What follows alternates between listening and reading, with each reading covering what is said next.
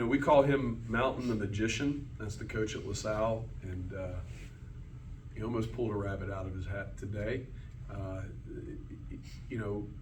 They did what we expected them to do against some of the better teams in our league. They've taken the air out of the basketball and tried to limit the amount of possessions that a team plays against them.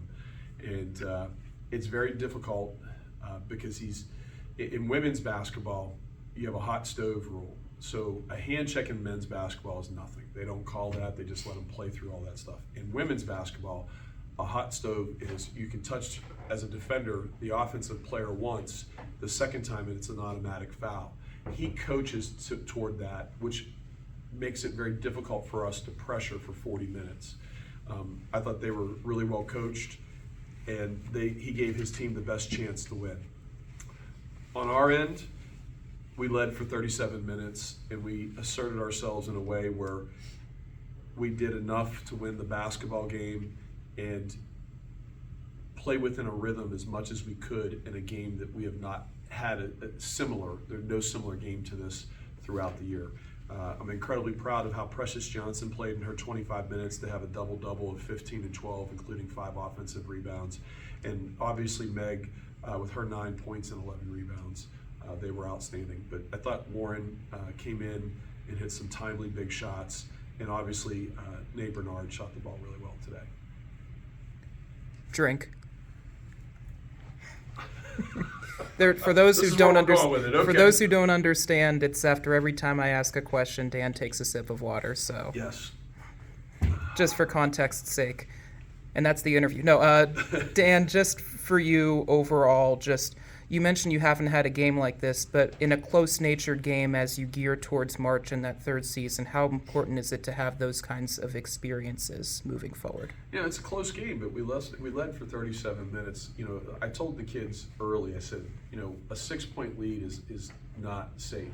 A 9-point lead is not safe. And, we want to get it up to 12 or 15, and we were never able to do that. Some of it was our own doing. I thought we took good shots, but some of those shots just didn't fall today. Tessa's shots were right on the mark, and they just didn't go in today. I thought, you look at our 2 post players, Yanni Townsend, 3 for 4, Precious 5 for 9. That's 8 for 13. You can't ask for much more there from your posts. But we didn't shoot it exceptionally well when we had open shots, but we were able to find a way to come away with a win and do it where we were able to control the game for 37 minutes. You mentioned, you mentioned during the last game how much that you were here, how much Nay's embraced the defensive side of the ball more. What exactly has she embraced more, and how has that maybe extended her minutes more so? First of all, she's playing very well on offense to start with. But the defensive side and what she's embraced is guarding her man one-on-one and really woman, oh woman, or mano, oh mano, I don't know how you would say that, women, oh women. She's really one-on-one, sat down and guarded, and really took the mantra of low woman wins. I think that, for a long time, her playing basketball growing up, she probably thought of her height as a detriment in some ways. And I think it's the exact opposite. I think it's a plus, because no one wants to get that low. And low woman wins. And a lot of times in basketball, and I don't think people realize that, that's what happened in the Rhode Island game. I preached that into our entire team. With Nay, when you're getting that low, that offensive player doesn't want you down there. And you can cause a lot of havoc being that low to the ground. I thought she was outstanding again today. On offense. On defense, she had several missed assignments after made baskets where we weren't in our press like we needed to be. We need to practice that more, but another good day for her. From what you can share, how is PJ doing? PJ's fine. PJ's fine. So what happened was, I actually challenged it, thinking that maybe I was 2 for 2 for challenges. I missed that one. I didn't look at it, and I just took a shot. PJ was down. I was there with her, and she said the player was pulling my arm.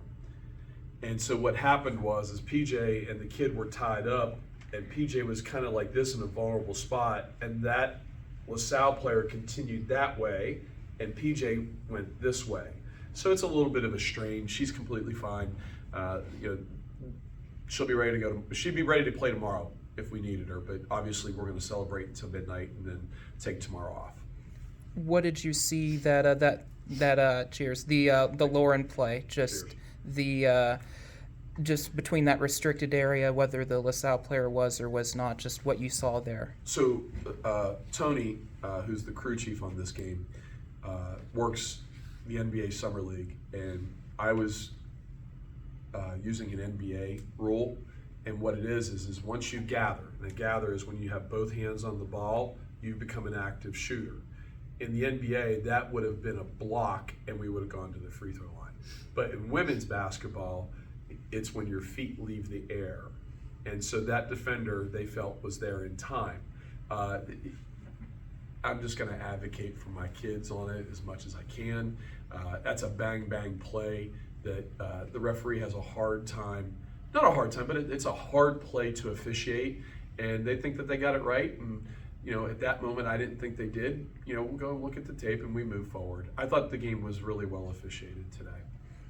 I know you talked to Trey a little bit about it after the UMass game, but this is our first chance to ask about the group of 5 women that now all starters that have 1,000 points, and Precious is, I think, in the 930s or 940s now, so she could make it 6. Just how special it is that you have the opportunity to have 5 ladies that have such a nice distinction. When I was at West Virginia many, many, many decades ago, we had 4. I never thought I'd see 4 again. And I didn't even think about it literally until maybe 2 games ago, that we were going to have 5 starters with 1,000 points. And Precious is going to get to 1,000. I have no doubt about that. It says a lot about our program and them as individuals. From a program standpoint, in the age of transfer portal and 1-year rentals and players playing at 3 and 4 schools, you have kids that have come here and spent at least half, if not the majority of their career or all of their career here, and not left and have stayed and have been committed to our program. And it talks about the health of our program, that it's incredibly healthy. And I can't thank them enough for believing in us as coaches and believing in our program. They as individuals are incredible women. We'll have Nay and Tess and Meg return, so our entire backcourt will have scored more than 1,000 points in return next year. With Amaya, she's going to, hopefully her and Yanni are going to help lead us to an Atlantic 10 championship, and then Amaya is going to become a PA, and Yanni's working on her doctorate. I hope that both of them will consider to be professional players, because I think they're going to have those opportunities once they're done, but their professional opportunities off the court are also incredibly valuable. And so I can't say enough good things about those 5 kids. And Precious is right there, and I'm excited for her when she gets hers also. But you don't see this every day.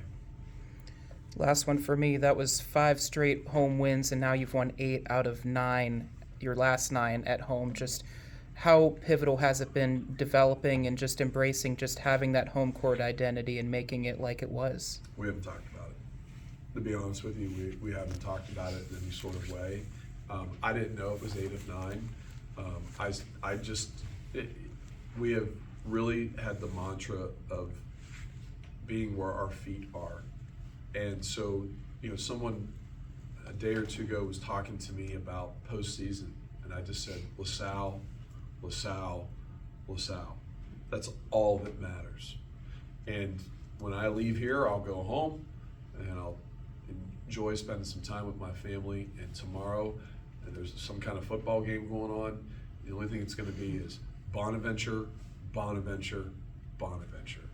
And that's the way that our entire program is operating under. And we are not worried about who plays who in the rest of the league. I don't know, and I don't care.